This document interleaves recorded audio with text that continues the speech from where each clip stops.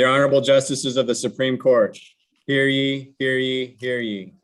All persons having business before this court are admonished to draw nigh and give their attention to the court. Good afternoon. Welcome to council and to all those who are watching on our Supreme Court Live channel. This time I will ask Mr. Doug Shima, the clerk of the appellate courts, to please call the afternoon docket. Thank you, Your Honor. May it please the court. The 1:30 p.m. docket for Tuesday, October 26, 2021 consists of two cases. The first case to be heard on the docket is appeal number 121411, State of Kansas versus Darnell Lee Huey, Shawnee County, briefs both sides. Immediately following, the second case will be appeal number 124109 in the matter of James D. Sweet, matter and attorney discipline. Your Honor, the appellant in State v. Huey has reserved 3 minutes rebuttal time. We are ready to proceed. Thank you, Mr. Shima. Counsel, will you please state your appearances? May it please the court, Jennifer Bates appears on behalf of Darnell Huey. May it please the court, the appellee State of Kansas appears by Stephen J. Obermeyer, Assistant Solicitor General. Thank you, counsel. Ms. Bates, you may begin your argument. Thank you. It is a pillar of our criminal justice system that an accused is innocent until proven guilty. That means the state must prove every element of the crime it charged beyond a reasonable doubt. Offenders subject to the Kansas Offender Registration Act are required by the act to register with the sheriff in the county in which they live, work, or go to school. Mr. Huey's conviction rests on his failure to register in Shawnee County in November of 2017. But the state of Kansas failed to prove a critical element of the crime. We don't know where Mr. Huey lived, worked, or went to school in November of 2017. The state put on zero evidence to prove it. The evidence at trial proved only that Mr. Huey did not register in Shawnee County in November of 2017, but that was legally insufficient to prove that he was required to register there in the first place. What do you make of the, it seems like this is where the state's got to cling to this part of the case to survive, but what do you make of the fact that the forms that Mr. Huey had signed indicated he was supposed to tell Shawnee County when he moved? Why doesn't knowledge of that obligation and the failure of him to do that at least allow an inference that he was still living in Shawnee County in November of 2017? I think that the problem there is that it may be that Mr. Huey moved out of the county and failed to notify the sheriff's office of his intent to move, or it may be that he continued to reside in Shawnee County and failed to register. And either option is equally reasonable. So we're just speculating at this point whether or not it's option one or option two. And the Court of Appeals held that we could make that inference, that a rational juror could infer that because Mr. Huey lived in Shawnee County in July and September, that he continued to live there in November. But there's two layers of speculation there, because we're speculating that he continued to reside without notifying his intent to move. And also, Mr. Huey's jury was never asked to make that inference. They were never instructed to find where does Mr. Huey live, work, or go to school in November of 2017. So that instructional error really compounds the problem here, because we're speculating not only that someone who lives in Shawnee County in September 8th of 2017 continues to live there in November, but we're looking back and speculating that a jury may have made that speculation when this jury was never asked to do that. What, counsel, what do we do with that? Sorry, Chief. Go ahead, Justice Wall. What are we supposed to do with that that what appears to be maybe an instructional error that wasn't raised by the parties? I agree that there is an instructional error and it wasn't raised by the parties. But I don't think we have to worry too much about it, because even if the jury had been instructed correctly, we would still have that first layer of speculation. We would still have legally insufficient evidence to prove that Mr. Huey was required to register in Shawnee County in November. So a jury could have found that, but they were simply not charged with that task in this case under the instructions. I don't think a jury could make that inference. I think it's speculation. Well, they may or may not have, but there was nothing that required them to make that finding in this case. Correct. The residency determination, Right. one way or the other. Right. The jury was never asked to determine where Mr. Huey resided in November of 2017. So that's why in this particular case, that compounds the problem, kind of adding another layer of speculation. But I think that even if they had been instructed correctly with the instruction that defense counsel requested at trial, that we would still have legally insufficient evidence of violation of the act. Under the law, he could have registered any time during November of 2017 to have complied. I think that's right. So he would have had up until November 30th to register. Ms. Bates, isn't it true that often numerous alternative inferences can be drawn from evidence? Does that mean that any one of them is not a reasonable inference? I think, as Judge Atchison pointed out in his dissent, that there is a spectrum of circumstantial evidence and what kind of inferences can be drawn. And you get further and further away from what is reasonable and closer into what is speculative. And that's a case-by-case determination. And here, I think that we're really in speculation territory, because I think because the legislature requires registration every 3 months, it's taking into consideration that circumstances can change in a 3-month period. But doesn't the law in essence almost presume that someone retains that residence until they re-register with a different address or give notice of a plan to move? I don't think it does, because a defendant would definitely never be able to rely on his previous intent not to move to get out of registering again and again every 3 months to say, well, I haven't filed an intent to move, so state, you should presume that I'm right where I said I was last time I registered. No, And I don't think it's a past.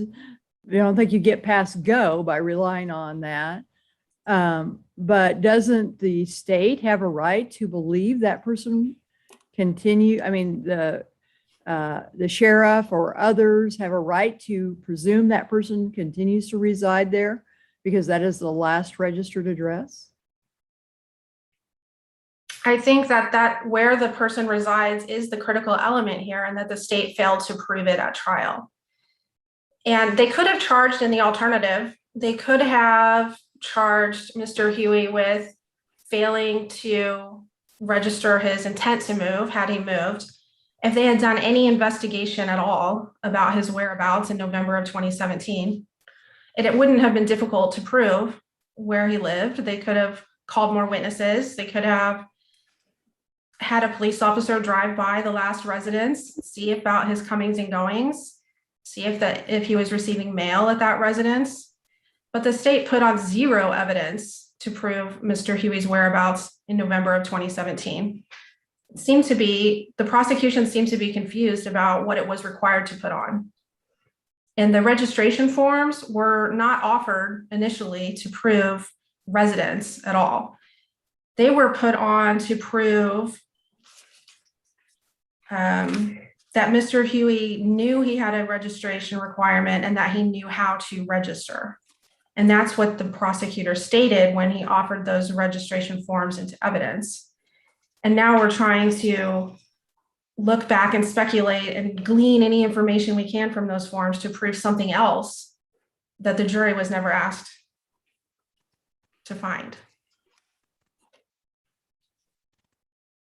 The state also relies on State versus Euler in its 609 letter. In Euler, the jury was asked to infer the defendant's location between a 3-hour period to prove venue in Johnson County. And that has no bearing here. We're not talking about proper venue. We're talking about one of the elements of the crime. And I do submit that inferring someone's whereabouts in a 3-hour period is a far cry from inferring someone's whereabouts as to where he resides between September 8th and November 30th. The evidence in Mr. Huey's trial was legally insufficient to prove that he violated the Kansas Offender Registration Act, and his conviction must be reversed. If there are no further questions, I would waive my remaining time. Justice Wilson, you're muted. Counsel, do you think that the fact of a failure to file an intent to move, do you think using that evidence somehow shifts the burden of proof to the defense?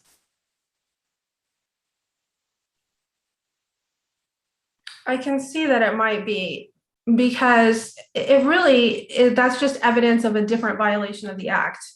And the state would have to prove that. And they didn't charge him with failing to file an intent to move. And I think I can agree with that it's really flipping the burden to put on the defendant to prove that he is going to abide by that intent.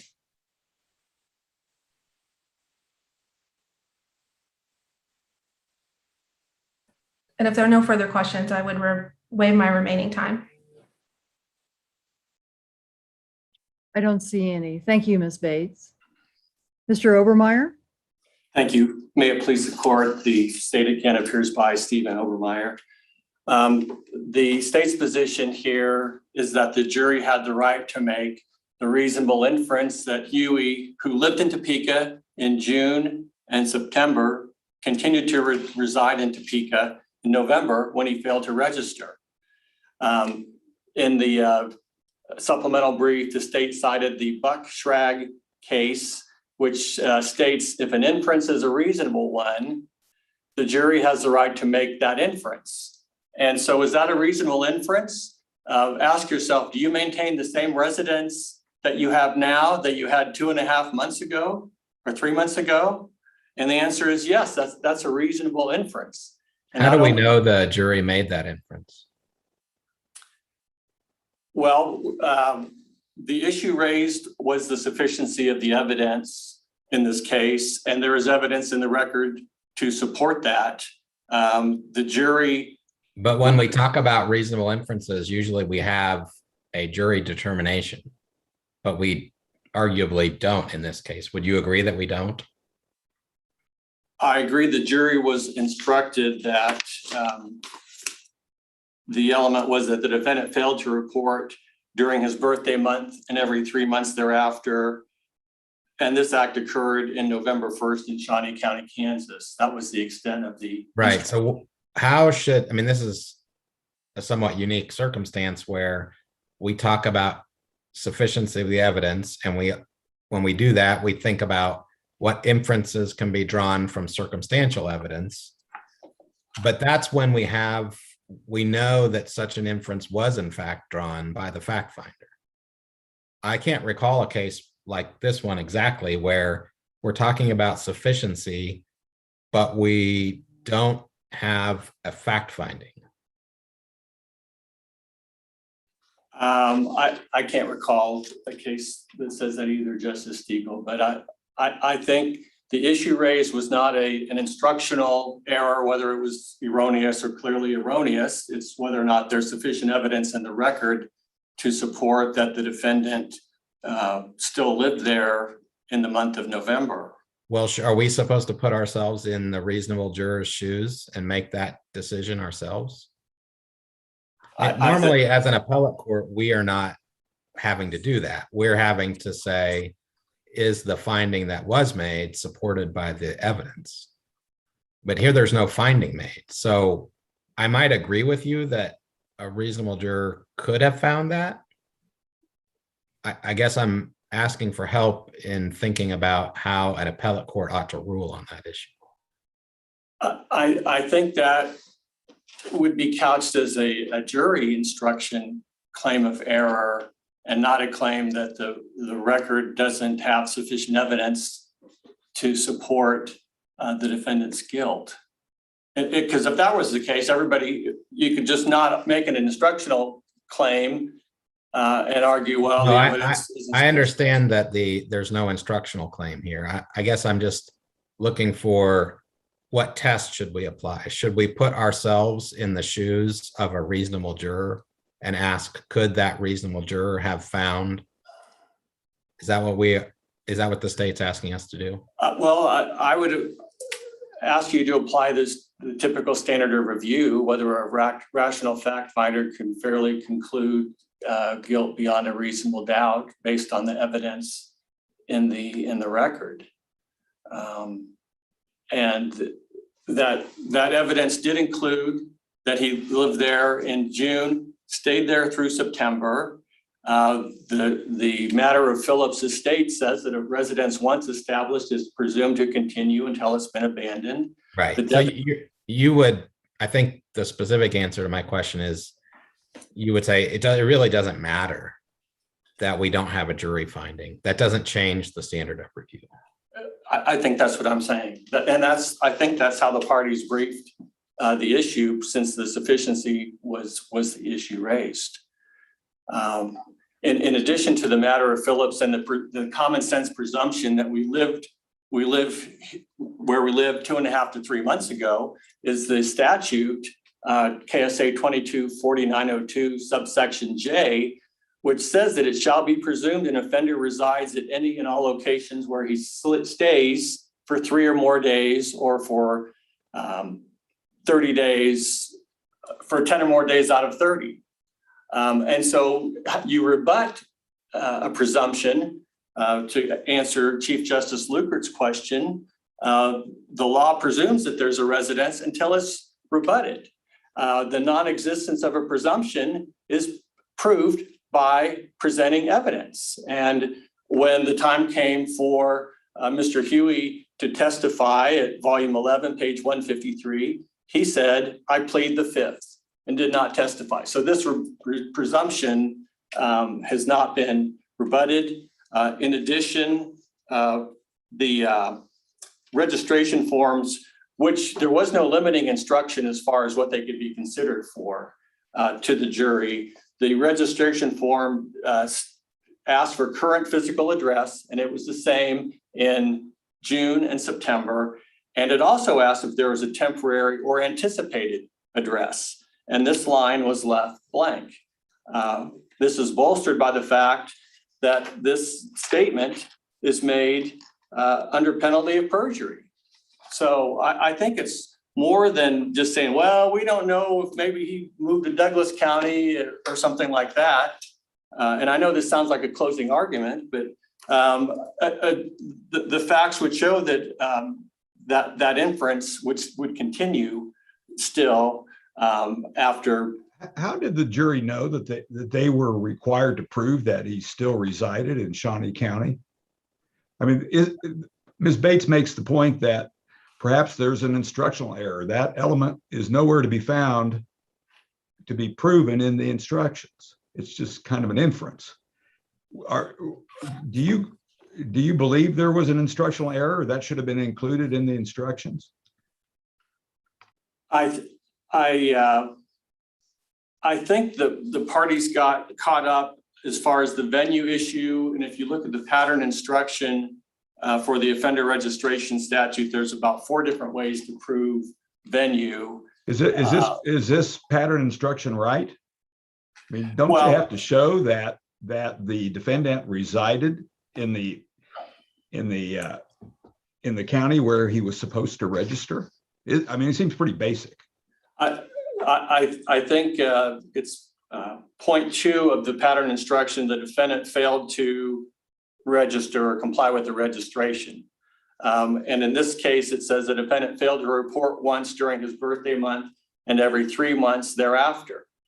And the venue statute, there's 4 different ways to prove it. If the county of conviction was in Shawnee County, if the defendant resided in Shawnee County, if the defendant was located in Shawnee County, or if the defendant resides in a particular county. And I think that would cover the situation where you have a violation and the defendant's in a different county, venue could be in either one of those counties. Now here, the jury was not specifically instructed that the defendant lived in Shawnee County at the time in November of that year. And I think that the maybe the presumptions were being applied that he lived there in June and he lived there in September. So it's up to him to show that he no longer lived there. But he had to I don't know, Mr. O'Brien, that seems like a burden shift. Well, to me. okay, he had to register somewhere, Justice Rosen, and Ashley Previty testified that he didn't register anywhere, and his conviction was in Shawnee County, so which is proper venue. So there's a registration violation under element 2 that he did not register. Whether under what the dissent says as well, maybe he moved somewhere else and didn't register. I don't know if this is analogous, Mr. Obermeyer, but you were involved in a lot of Jessica's Law's cases back 5, 6, 7 years ago when that seemed to dominate our dockets. And there was frequently an element of the crime missing in the instruction. And typically it was the defendant was 18 or older. And this just seems akin to that. And what we held there was that isn't structural error, but you can overcome it with obvious direct evidence. In most of those cases, there was some evidence that the defendant either gave his birthday, there was evidence of his age somewhere in the trial proceeding that made it pretty clear that element was satisfied. And is that the same thing here, that we look for evidence here that would make it pretty clear that Mr. Huey was a resident of Shawnee County? And I don't see it I only see that by an inference. And we said that wouldn't work in that instance in the Jessica Law cases. And maybe it's different, but I see kind of a similarity here. Well, if you use the Jessica's Law case analogy, and similar to being over the age of 18, that there is evidence that Huey resided in Shawnee County.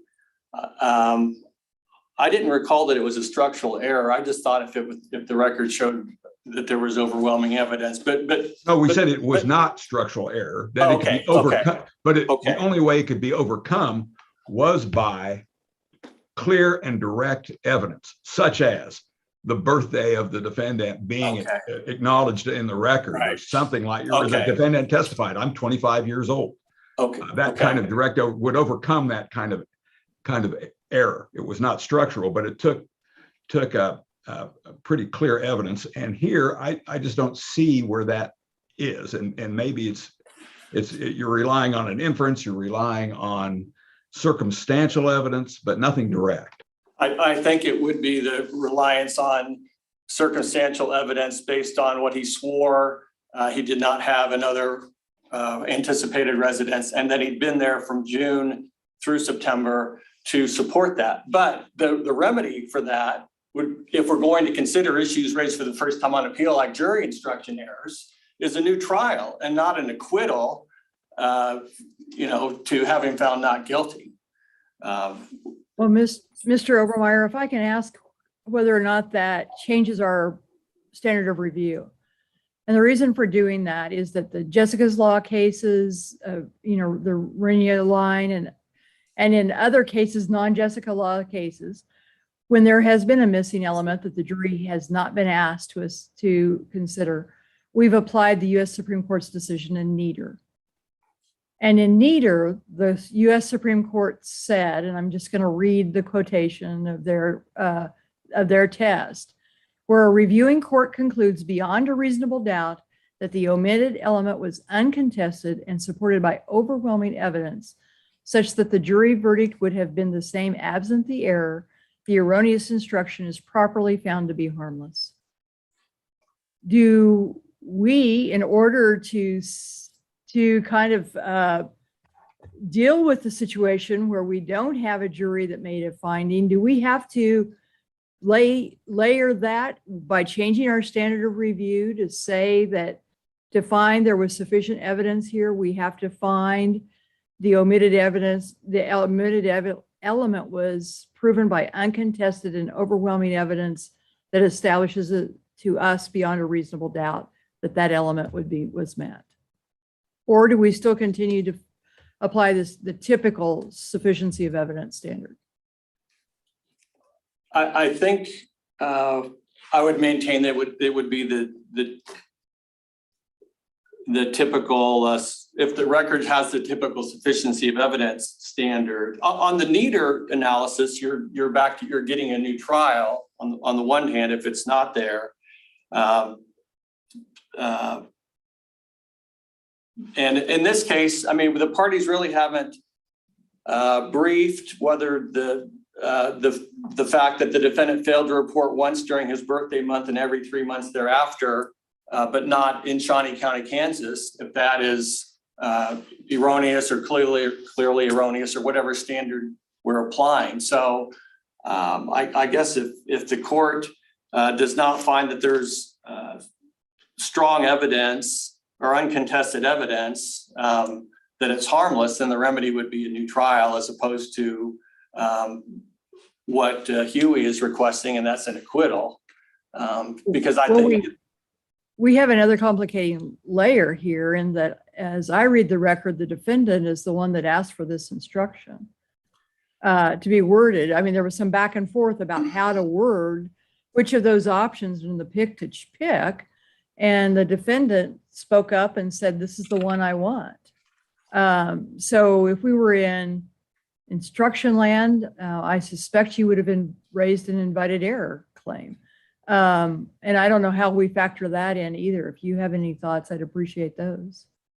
Prior defense counsel did propose, I think, pretty much an identical instruction to the one that was given in volume 1, page 63. And then in the middle of trial, new counsel requested an instruction on failing to report in the county in which the person resides as far as the second element. And the court denied that during the jury instruction conference.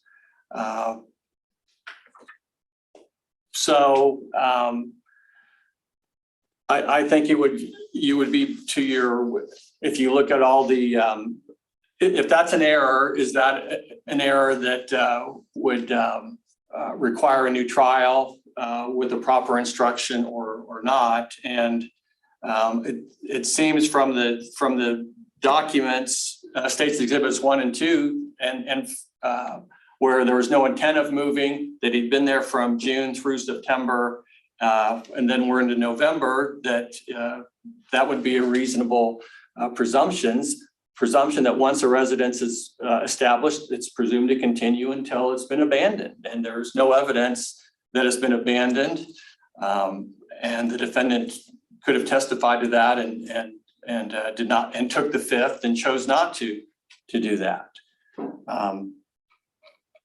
I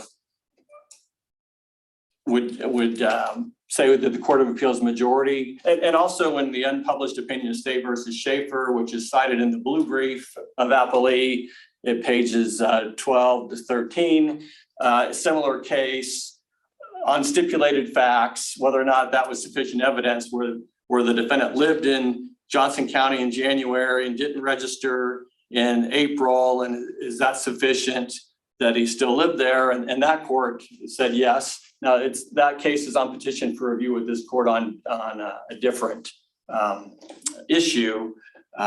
So I don't know how much you could count that, but at any rate, I think the majority's analysis at pages 4 to 5, setting out the fact that where he lived and had no intent of moving, he was unemployed, had no vehicle. How in the heck is he going to get to some other county to not report, as the Huey would have you believe, or the dissenting judge would have you believe.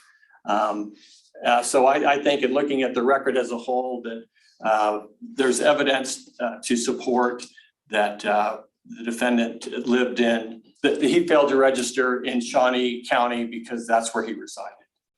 I don't know what my time is, but I don't think Yeah, you are out of time. So. Okay, I unless the court has any other questions, I would just ask you to affirm the ruling made by the majority of the Court of Appeals. I don't see any other questions. Thank you, Mr. Obermeyer. Thanks. Ms. Bates, you reserve 3 minutes.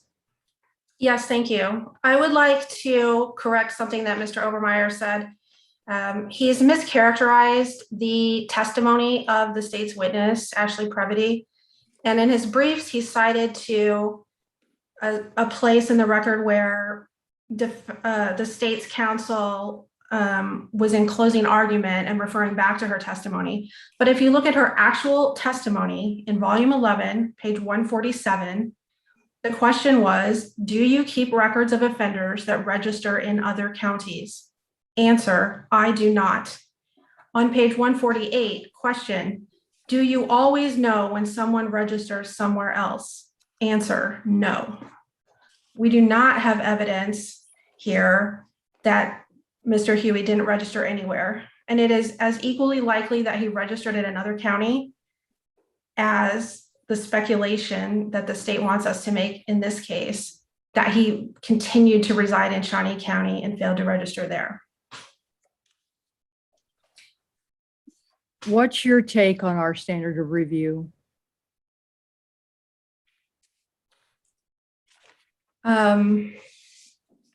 I think you do look at the evidence in the light most favorable to the state. And however, even under that standard of review, the state has failed to prove a critical element of this crime.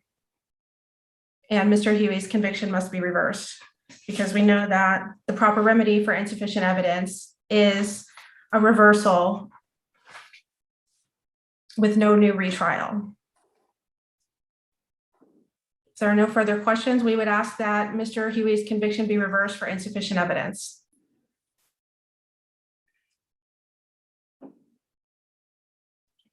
Thank you to both counsel for your arguments today. The court will take this appeal under advisement. At this time, we'll have a short break in the proceedings while the attorneys in this case leave this hearing. And Mr. Shima will add the attorney on the next case. Once they have joined us, Mr. Shima will call the next matter. Thank you, counsel.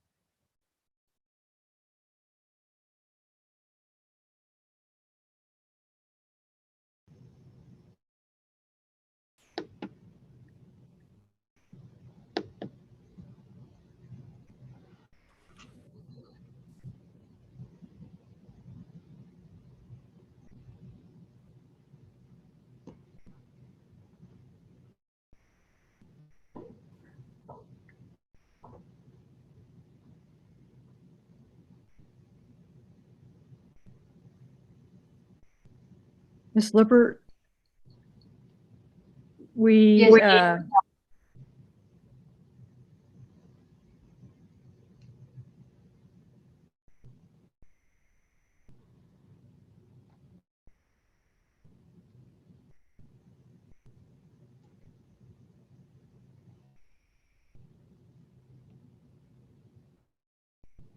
Can you hear me? we can hear you, but we do not have video. Okay. Oh, I'm sorry. I see the button. There, I apologize. I was on video before and I didn't realize that it had changed. That's understandable. I'm sorry, and I thought maybe you saw in the chat the message. I started to tell you, and then the chat popped up as well. So I think we're good to go now. So Mr. Shima, if you would please call the case. Thank you, Your Honor. May it please the court. The second case this afternoon is appeal number 124109 in the matter of James D. Sweet, matter and attorney discipline. Your Honor, we are ready to proceed. Thank you, Mr. Shima. Counsel, would you please state your appearance?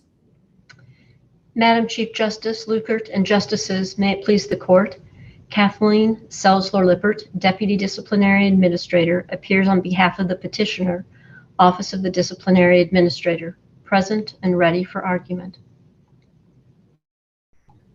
I would note that this morning at 7:57 a.m., the clerk of the appellate courts received a filing from the respondent, James Sweet. That filing is captioned waiver of oral argument, and it consists of one sentence that reads, comes now the respondent and hereby waives the right of oral argument in these matters, and further stipulates these matters be submitted to the court upon the briefs filed herein. With that, Ms. Lippert, you may begin your argument.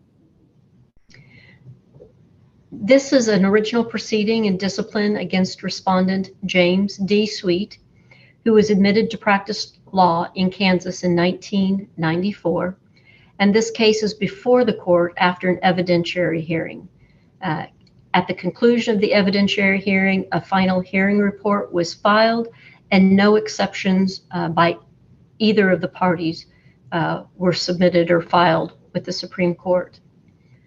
This action arises out of complaints from two different complainants, former clients of the respondent. Those two complaints relate to or encompass four different civil cases. The first complaint, former client E.G., this former client owned a bar and was sued by a patron. And so client E.G. hired respondent to defend him in that case. The second complaint relates to his former client J.M. J.M. Actually hired respondent to represent him in three separate civil cases, two of which J.M. was a defendant in a property action, and then in the third case, former client J.M. Asked respondent to file on his behalf so he would be plaintiff in a wage claim. On October 15th of 2020, a formal complaint was filed, and on a pre-hearing conference was held on October 28th, and then a formal evidentiary hearing was held on December 15th of 2020. I think it's important for the court to note the final hearing report found clear and convincing evidence that the formal complaint was actually served on respondent at his most recent address that is set forth even as late or as recently as his 2021 attorney registration. And that was served by certified mail along with that notice of hearing for the evidentiary hearing. The evidentiary hearing, he did not file an answer to the formal complaint.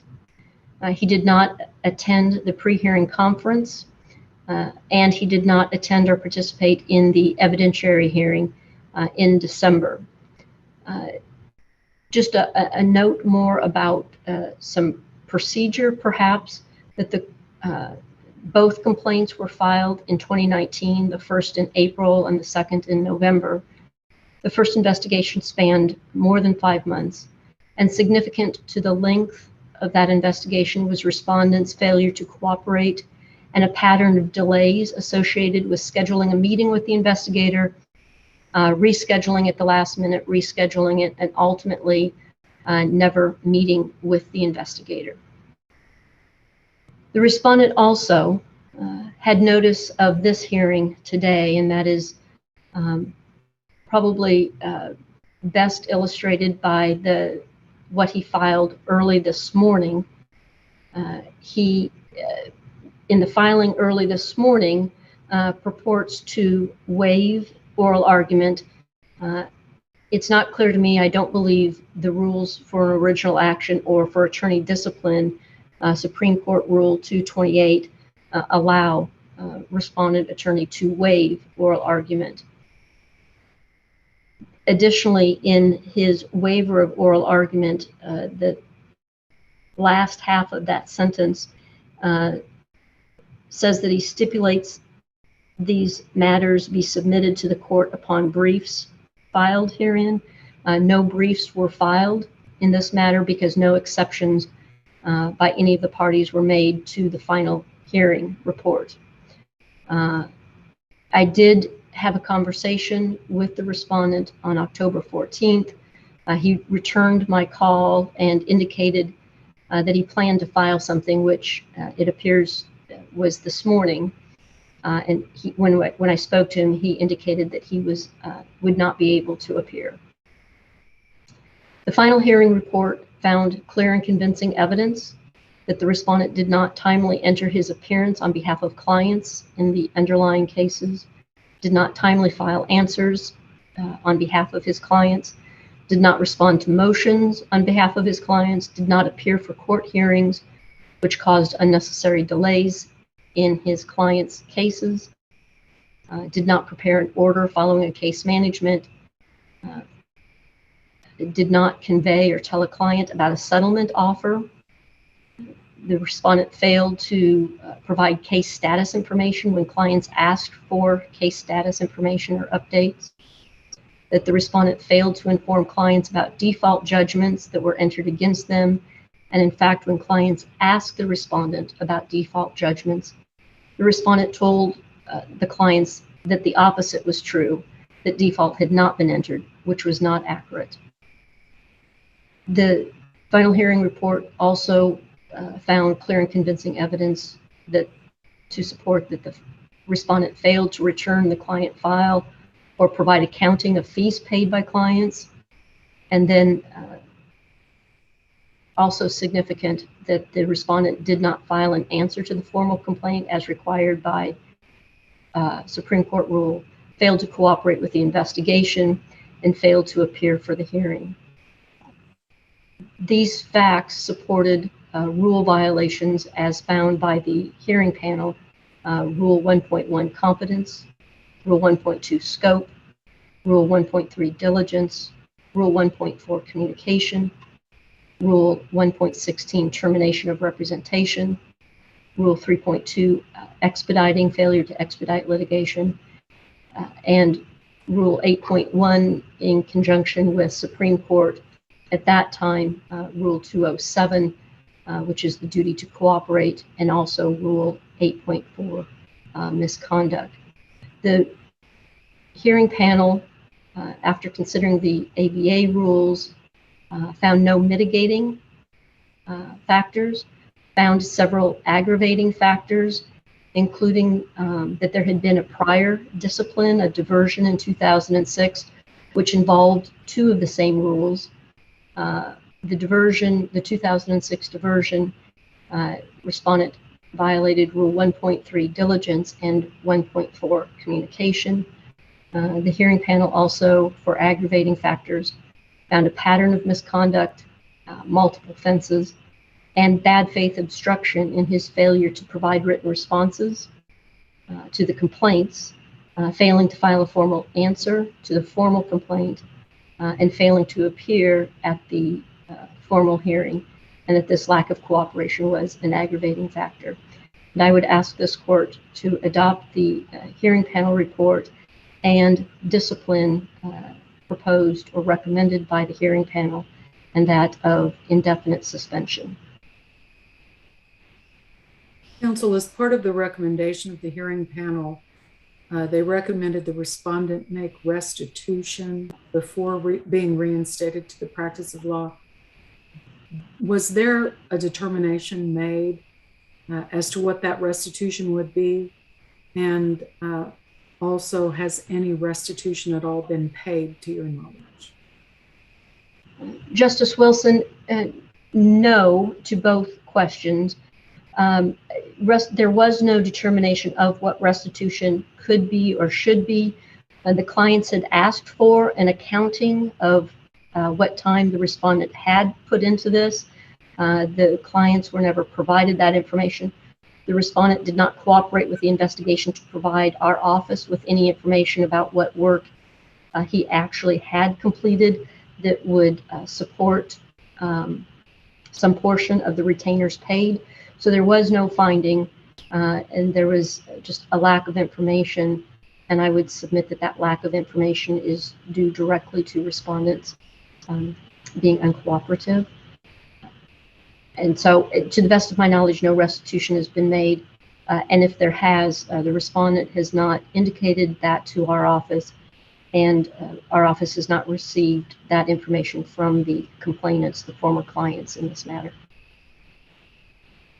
Counsel, you originally requested disbarment, and now you're recommending indefinite suspension. Can you explain the difference between your recommendations?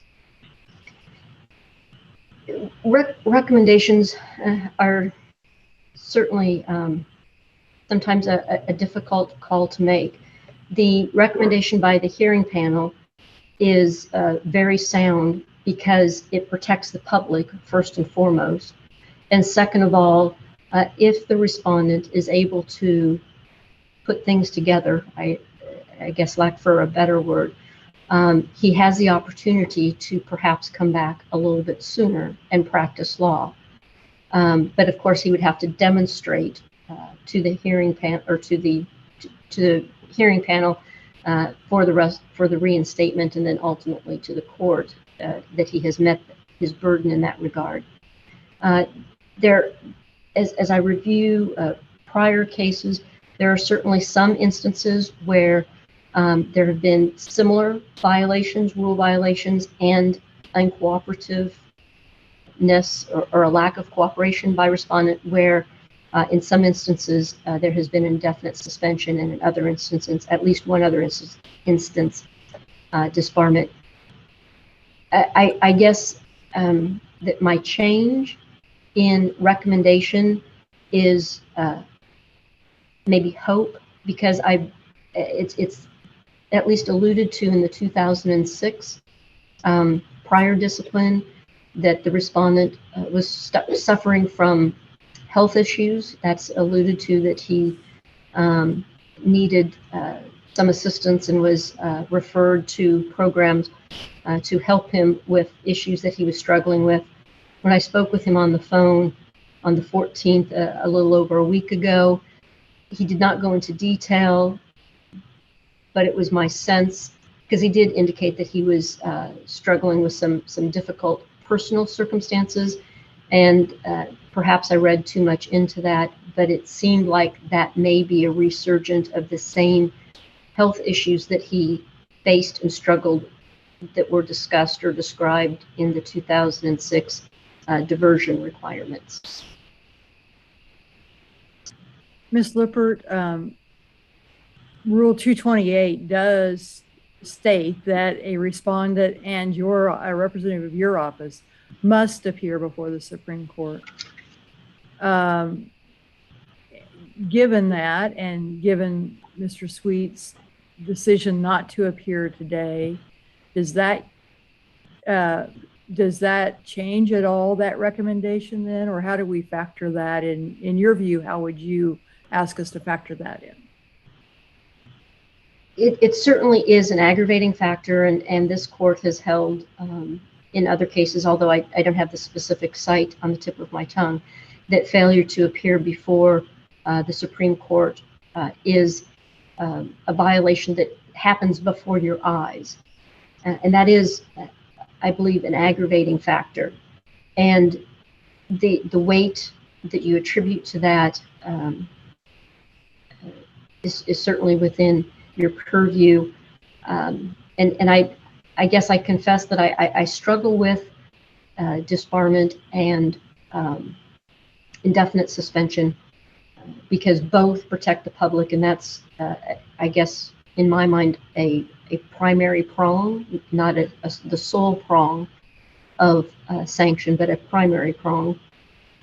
And the difference between coming back from an indefinite suspension and a disbarment between 3 to 5 years certainly is something to consider.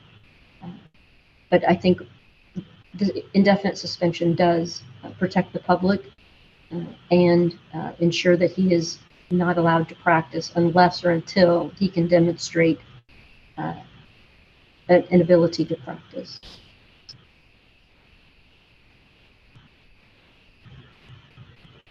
Any other questions? Yeah, this is a little off topic, but did I read correctly in the hearing reports that the local investigating attorney first tried to contact the respondent in April, but didn't make any contact until September when first getting these complaints? So the investigator that was assigned to investigate this matter certainly went above and beyond in efforts to try and get a response from the respondent, a written response. The office protocol, or our office protocol, when a complaint comes in and it's docketed, is to send a letter to respondent asking or telling him he has 20 days to provide a written response. When it was assigned to the investigator, the investigator made that same. He made through July through August, he made various attempts to call and email the respondent in an effort to try and get him to respond. We had our in-house office investigators, special investigator William Delaney, go out and try and make face-to-face contact, and Mr. Delaney was successful in that, and he testified to that in the evidentiary hearing. Mr. Delaney went to his office address, was not successful in making any contact, but then went to his home address and was able to speak to the respondent. It was not an in-depth conversation. The investigator testified that essentially that conversation took place on the respondent's doorstep or front door, or that front door area. And when Investigator Delaney asked the respondent if he'd received letters requesting written response and some other documents, the respondent indicated that he hadn't really received them. And so Investigator Delaney handed those documents to the respondent.